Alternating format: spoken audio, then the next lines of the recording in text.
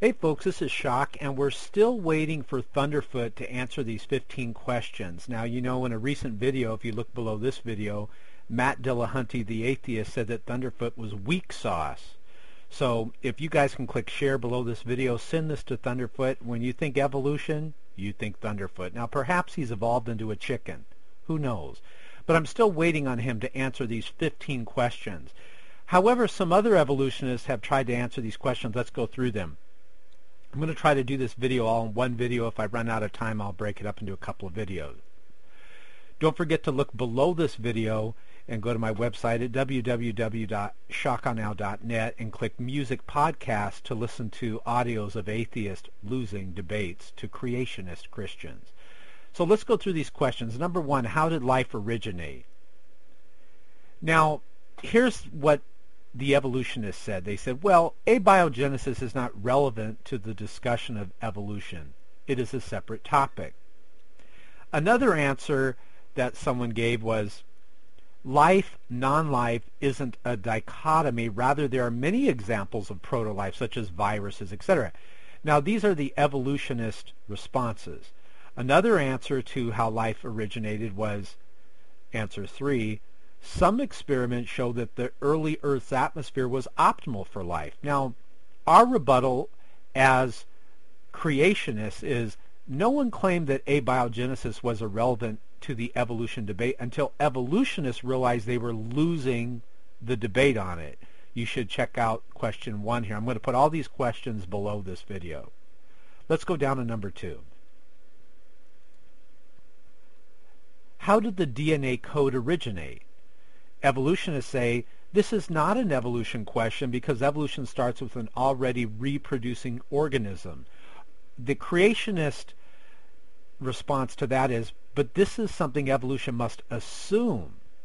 Leading philosopher Anthony Flew lost his atheistic faith by considering, among other things, this is what Anthony Flew said, it seems to me that Richard Dawkins constantly overlooks the fact that Darwin himself, in his 14th chapter of The Origin of Species, pointed out that his whole argument began with a being which already possessed reproductive powers. This is the creature of evolution of which a truly comprehensive theory of evolution must give some account. Darwin himself was well aware that he had not produced such an account. It now seems to me that the findings of more than 50 years of DNA research have provided materials for a new and enormously powerful argument to design. And as you know, atheist Anthony Flew left atheism, and towards the end of his life he admitted that God exists. Let's go to question 3. How can mutations, accidental copying mistakes, create the huge volumes of information in the DNA of living things?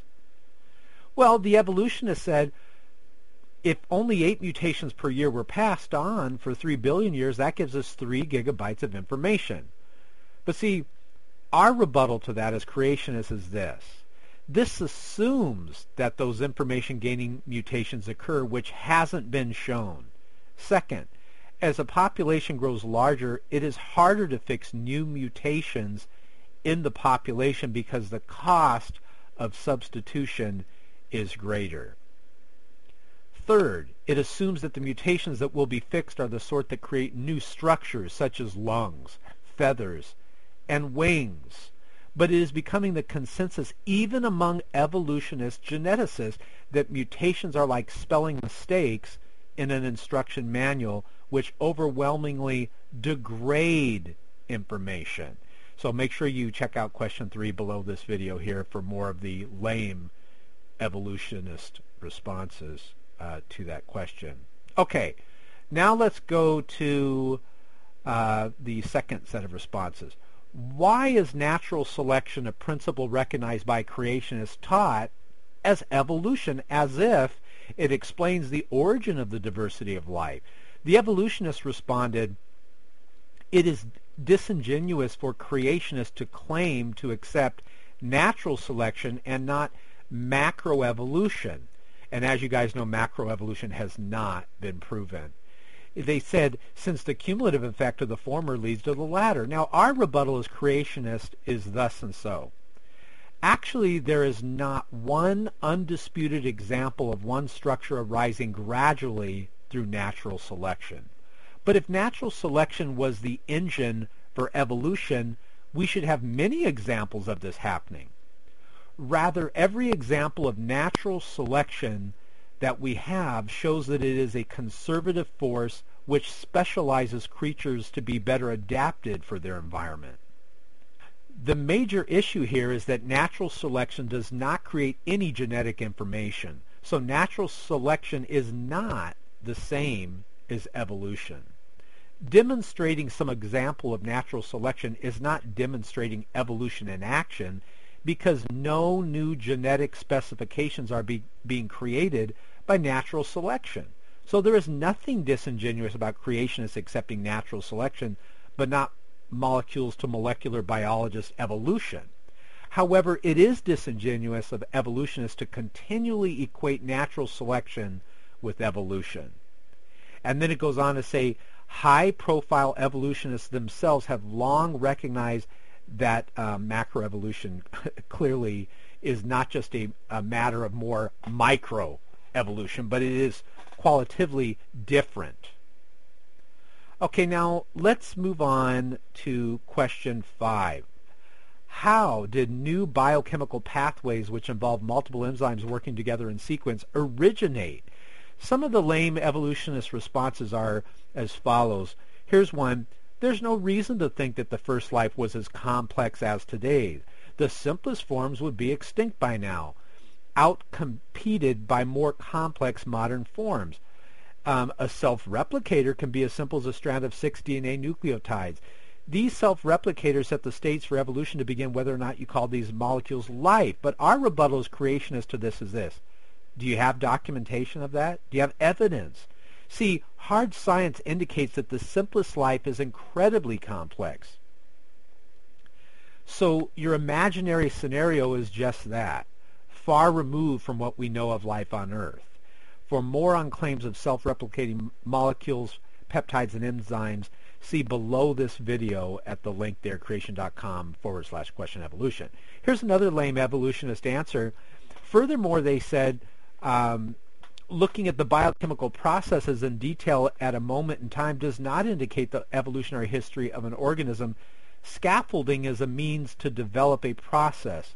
Furthermore, evolution is established on the macroscopic level through morphology as well as on the molecular level with genetics. Now,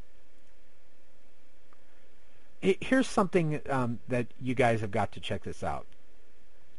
Our rebuttal to this is, look, lots of assertions here with little to back them up. Lots of rubbish has been talked about the Dover trial, where a previously unknown judge became the darling of the liberal media and evolution-pushing organizations by parroting the American Communist Liars Union, by parroting the ACLU submission in his verdict. And then you can see their analysis. Another answer that evolutionists says, well, it's not a lucky accident. Now, our rebuttal to that is, look, and if the question was the origination of new biochemical pathways which involve multiple enzymes working together in sequence a lucky accident? That wasn't the question. Anyways, a lot of lame evolutionist responses. Selection can't work before these already exist in a functional form. It's pure chance. But the question was, how did they come about? Remember the question. Let's scroll up. How did the biochemical pathways come about? This is a problem for evolutionists. They can't answer it. Maybe Thunderfoot will get around to answering it, or who knows, maybe he's weak sauce. Please click share below this video and send this to Thunderfoot on YouTube.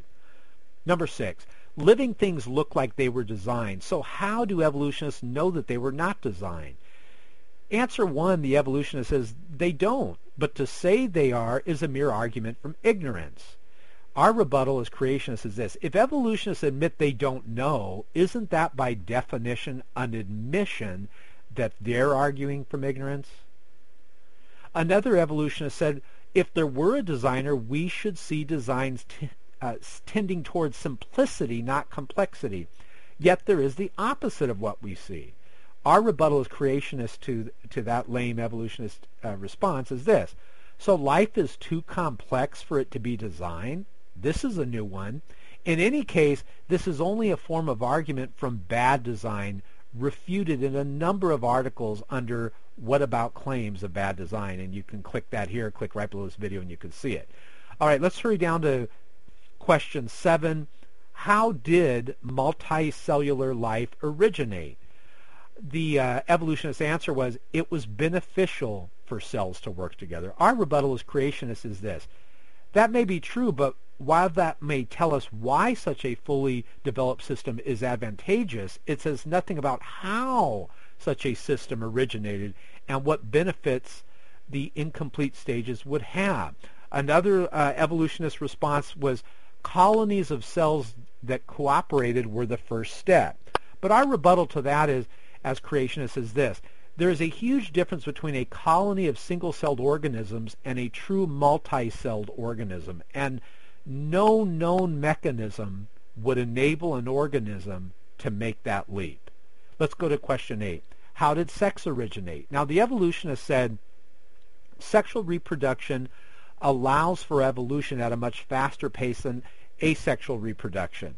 Organisms that exchanged DNA were thus able to evolve out of situations that might have killed their asexual counterparts. Now, our rebuttal to this is, look, another answer which tells why, but not how. Creationists can explain the origin of fully functioning sexual reproduction from the start. In an optimal and genetically diverse population at the hand of an intelligent creator, once the mechanisms are already in place, they have these advantages. But simply having advantages doesn't remotely explain how they could be built from scratch.